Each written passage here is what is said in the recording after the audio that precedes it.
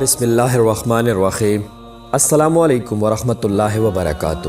عابدین voice کے معزز دوستو، ہم امید کرتے ہیں کہ آپ خیر و عافیت سے ہوں گے۔ ہماری دعا ہے کہ اللہ کریم آپ کو اپنی حفظ و امان میں رکھے، آمین۔ حضور صلی اللہ علیہ وسلم کی جوانی کے بعض حالات۔ حضور صلی اللہ علیہ وسلم جب 20 برس کے ہوئے تو قریش اور ایلانی لوگوں میں لڑائی ہو گئی۔ آپ صلی اللہ علیہ وسلم بھی اس لڑائی میں شریک تھے۔ آپ صلی اللہ علیہ وسلم فرماتے ہیں کہ میں اس لڑائی میں اپنے چاچا کو دشمن کے تیروں سے بچاتا تھا۔ اس سے معلوم ہوا کہ آپ پہلے ہی سے بڑے بہادر تھے۔ جب آپ صلی اللہ علیہ وسلم 25 برس کے ہوئے تو خدیجہ رضی اللہ تعالی عنہ، جو قریشی لوگوں میں ایک مالدار بیوہ تھی اور سوداگروں کو شرکت پر اپنا مال دیا کرتی تھی، انہوں نے آپ صلی اللہ علیہ وسلم کی سچائی اور امانت داری کی شہرت سن کر کھلا بھیجا کہ آپ صلی اللہ علیہ وسلم میرا مال شرکت پر لے جائے اور میرا غلام میسرہ آپ صلی اللہ علیہ وسلم کے ساتھ جائے گا۔ آپ صلی اللہ علیہ وسلم نے قبول فرما لیا اور آپ صلی اللہ علیہ وسلم مال لے کر ملک کے شام میں پہنچے اور ایک پادری کی گرجے کے قریب ایک درخت کے سائے میں ٹہرے۔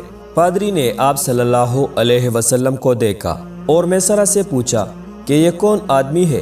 اس نے کہا کہ یہ قوم قریش کے ایک اعلیٰ خاندان کے آدمی ہے۔ پادری نے کہا کہ اس درخت کے نیچے سوائے نبی کی کوئی اور آدمی ٹہر نہیں سکتا۔ آپ صلی اللہ علیہ وسلم نے مال فروخت کیا اور بہت سا نفع حاصل کر کے لوٹ آئے۔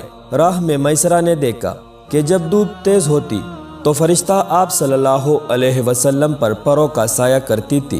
آپ صلی اللہ علیہ وسلم نے مال کی سب قیمت حضرت خدیجہ رضی اللہ تعالی عنہ کو دے دی۔ وہ اس قدر نفع پا کر بہت خوش ہوئی اور میسرہ نے پادری کا قصہ اور فرشتوں کا سایہ کرنا سب بیان کر دیا۔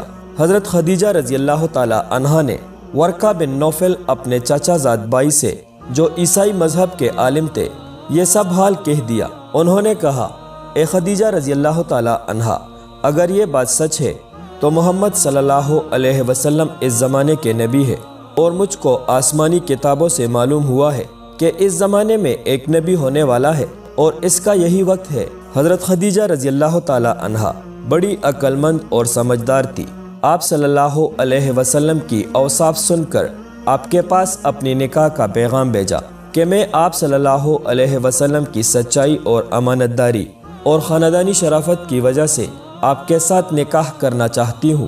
آپ صلی اللہ علیہ وسلم نے اپنے چاچوں سے ذکر کیا، وہ بہت خوش ہوئے اور ان کی انتظام سے نکاح ہو گیا۔ جب حضور صلی اللہ علیہ وسلم کا نکاح ہوا تو آپ کی عمر 25 برس کی تھی اور حضرت خدیجہ رضی اللہ تعالی عنہ کی عمر 40 برس کی تھی۔ اور جب آپ صلی اللہ علیہ وسلم 32 برس کے ہوئے تو قریشی لوگوں نے نئے سرے سے کعبہ شریف کو بنایا۔ جب تعمیر حجر اسود تک پہنچی تو ہر خاندان کا آدمی یہ چاہتا تھا کہ حجر اسود کو میں اس کی جگہ پر رکھوں گا، اور لڑتے جھگڑتے تلوار چلنے کی نوبت آ گئی۔ آخر یہ رائے پاس ہوئی کہ جو آدمی صبح کو سب سے پہلے کعبے کے دروازے پر آئے گا، اس کی رائے پر عمل کیا جائے گا۔ آپ صلی اللہ علیہ وسلم صبح کو سب سے پہلے دروازے پر پہنچ گئے۔ وہ لوگ آپ صلی اللہ علیہ وسلم کو دیکھ کر کہنے لگے کہ محمد صلی اللہ علیہ وسلم امین ہے، کیونکہ وہ لوگ آپ صلی اللہ علیہ وسلم کو نبوت کے ظاہر ہونے سے پہلے بھی امین کہتے تھے کہ جو کچھ آپ صلی اللہ علیہ وسلم کہتے ہیں سچ کہتے ہیں۔ ان لوگوں نے آپ صلی اللہ علیہ وسلم کی رائے لی۔